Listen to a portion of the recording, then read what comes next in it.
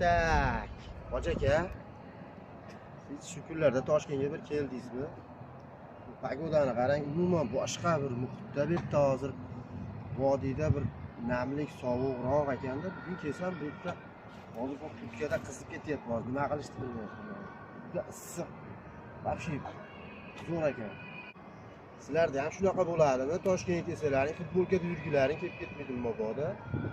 Shu yechib olgim kelib ketyapti. Shuni bir yozib olinglar kommentga. Ko'raylik. Endi bu yerga Toshkentga kelgandan keyin mana domlarni ko'rgandan keyin mo'lar ko'ryapsizmi? Menga qarating endi.